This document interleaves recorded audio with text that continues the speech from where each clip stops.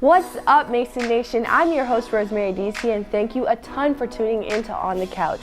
This episode is extra special to me because this is actually my last episode as your host. As many of you know or may not know, I'm a senior graduating in May, so I have to abandon the ship and sail off into the real world. Will I survive out there? Adulting? I don't know, but before I sail off, let me go ahead and fill you in on the latest Hollywood gossip one last time. For starters, I'm sure you're hip about the Jussie Smollett situation. The gay and African-American actor was accused of staging a hate crime against himself after he told police in January that he was attacked by two men shouting racial and homophobic things at him, as well as shouting President Trump's campaign slogan, "Make America Great Again." This case has been very publicized, and it has been questioned if the actor is innocent or really staged this hate crime in an attempt to advance his acting career. Well, just a few weeks ago, Jussie met before a grand jury that indicted him on 16 felony disorderly conduct charges. On Tuesday, a dramatic reversal in the case happened. All 16 charges against the actor were dropped, and his record has been wiped clean. This decision has sparked both support for the actor as well as outrage because many still believe that Jussie was not the victim, but the perpetrator. During a press conference after the charges were dropped, Chicago mayor condemned the decision by saying if Smollett was not an actor with influence, he would have been held to a different legal standard.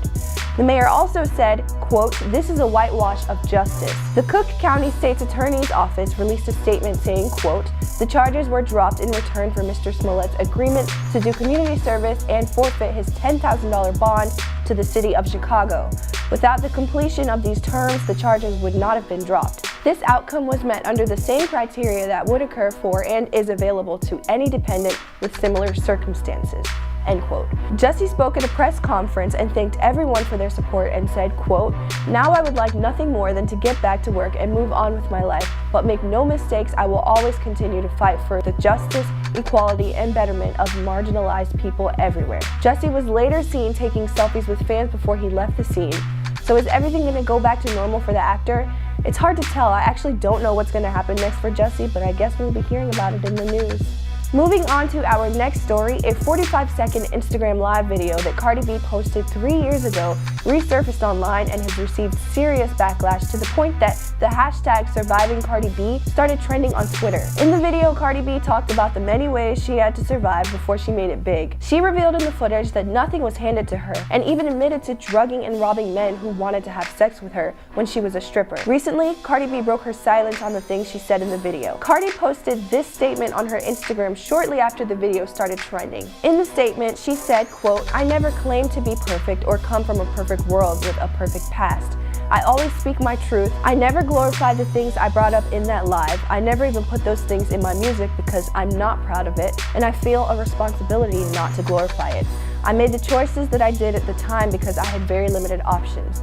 She also said, quote, "Whether or not they were poor choices at the time, I did what I had to do to survive."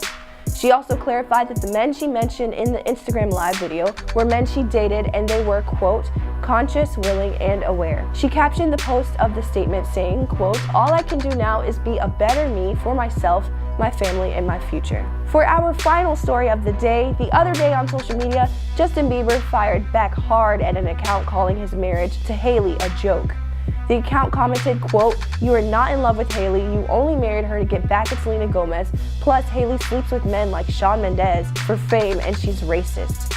After seeing the comment, Justin replied saying, quote, "You're immature, the fact that you have an account dedicated to dissing my wife and I is absolutely absurd. Why would I dedicate my whole life to someone in marriage to get back at my ex? Anyone who believes this is mean-spirited or 10 years old or younger because a logical person doesn't talk or think this way. You should be ashamed of yourself, really." He then went on to write, quote, "I absolutely loved and love Selena. She will always hold a place in my heart, but I am head over heels in love with my wife, and she is absolutely the best thing that has ever happened to me, period." Justin then explained that this reply was to all of Hailey's haters who sent her hurtful messages and concluded by saying, "If you don't like that or support, that means you don't support me, and if you don't support me, you're not a fan nor a good person. If you were raised right, your parents would have said, if you don't have something nice to say, don't say anything."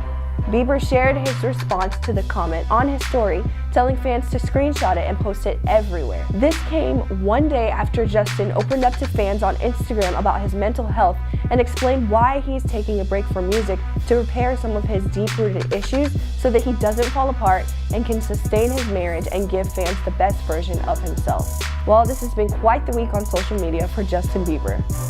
That's all I have for you, Patriots. It's been such a delight and an honor to be your host here on the couch, and I have loved every second of spilling the Hollywood tea to you all. I'm so grateful for the love and support I've received through this journey and for moving from being just a segment to being my own separate program on Mason Cable News. This will forever be one of my most cherished involvements during my college career. You can keep up with me by following me on my social media at RosemaryEDC and see what I'm up to after I graduate. I honestly could just keep talking because I never want to leave, but unfortunately it's time for me to go. One last time, I'm your host, Rosemary DC. Thank you so much for watching On the Couch. Good luck with the rest of the semester. Bye.